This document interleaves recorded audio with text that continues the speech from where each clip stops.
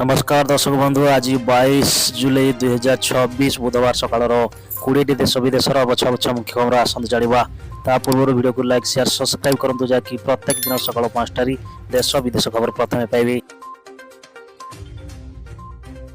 जदि आम प्रथम खबर को जा आंदोलन भितर बड़ खबर केंद्र सरकार बड़ घोषणा मारिले दुई दाबी। हाँ दर्शक बंधु कर जनता पार्टी सीडीजीपी को नहीं विक्षोभ प्रदर्शन करें महंगा मंगलवार दिन बहु संख्यार भारत अमेरिका मध्य प्रस्ताव ट्रेड डील।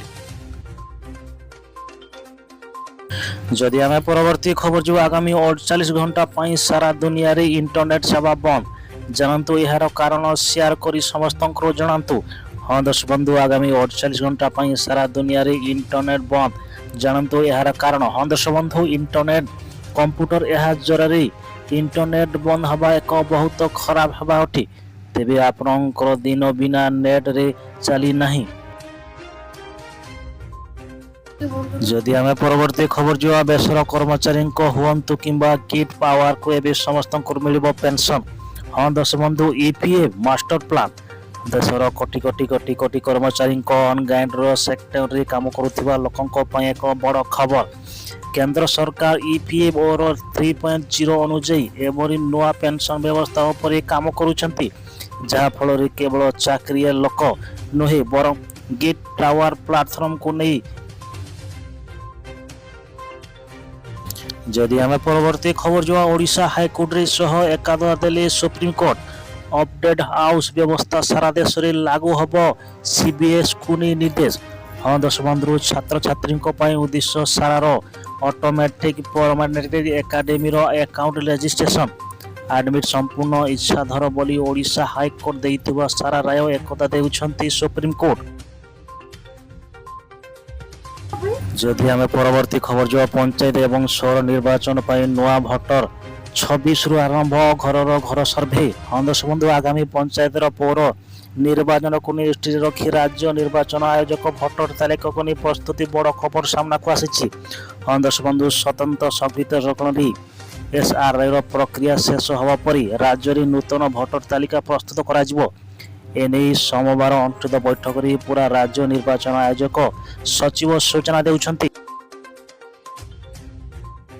जदि आम परवर्ती खबर जो पाकिस्तान रे जयप्रलय 12 मृत 18 आघात नहीं घर प्रतियुक्त। हाँ दर्शक बंधु पाकिस्तान खबर पेतरोल नयर वर्षा एवं बन्या जगु 12 जनकर मृत होइछि। विभिन्न घटना रे 28 जन आघात होइछंती। पाणीपाग विभाग पूर्वानुमान आहरी वर्षा हेबार पूर्वानुमान करिछि।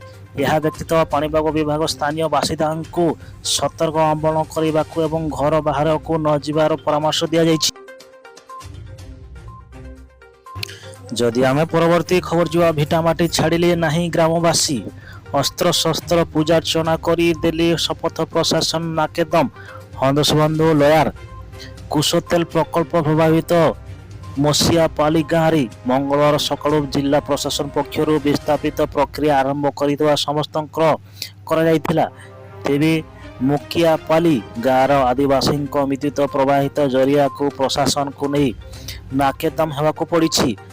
तहसीलदार सीआर सुजुक्त मुख्य निर्वाचन मंत्री सह एकुटी। जदि आम परवर्ती खबर जो रूस उपरे बर्षिला भारत सीधा सीधा शुणाई देला कहला। हाँ दर्शक बंधु यूक्रेन उपर को उपर निकट में एक महामाही जहाज को उपरे आक्रमण 4 जन भारतीय नाबालिकर मृत्यु घटी एवं अन्य जने गुरुतर आघात होइछंती। हाँ दर्शक बंधु यह घटना परी भारत रूसिया राजदूत तथा चर्चा सियारकुनी निकट में आक्रमण विरोध में बहु प्रतिवाद जनाई।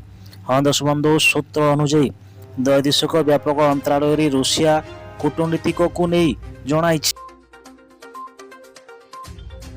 जदि आम परवर्ती खबर जो युवती को अपहरण कर दुष्कर्म उद्यान मामला रे धरा पड़ा जेल गला अभियुक्त सुनील। हाँ दर्शक बंधु लिस्ट देवा जलरी काजू जंगल को नहीं टेकी नहीं थिला। हाँ दर्शक बंधु रविवार अपराह्न लिस्ट देवा अजना जड़े युवती अपहरण कर नहीं रतनपुर काजू जंगल को नहीं दुष्कर्म उद्यान मामला रे अटक थिबा अभियुक्त को इनफाइलिस थाना पुलिस गिरफ्त करिछि।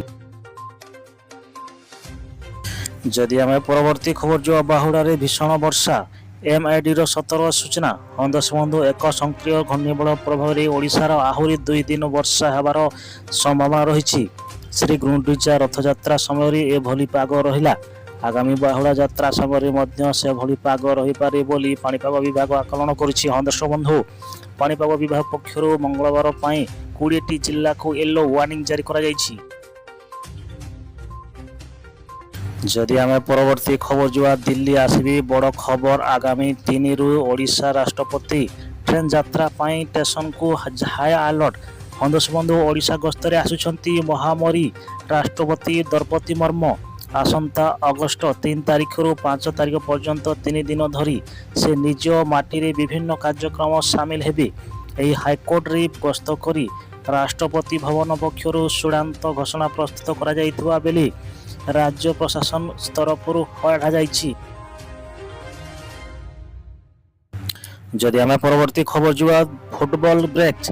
2023 ବିଶ୍ୱକପ୍ ଆୟୋଜିତ କରିବେ 3 ମହାଦେଶର 6 ଦେଶ। ହନ୍ଦସବନ୍ଧୁ 49 ଦିନ ଏବଂ 104ଟି ମ୍ୟାଚ୍ରେ ରୋମାଞ୍ଚକ ମଧ୍ୟରେ ଶେଷ ହୋଇଛି ଫିଫା ବିଶ୍ୱକପର 23ତମ ସଂସ୍କରଣ।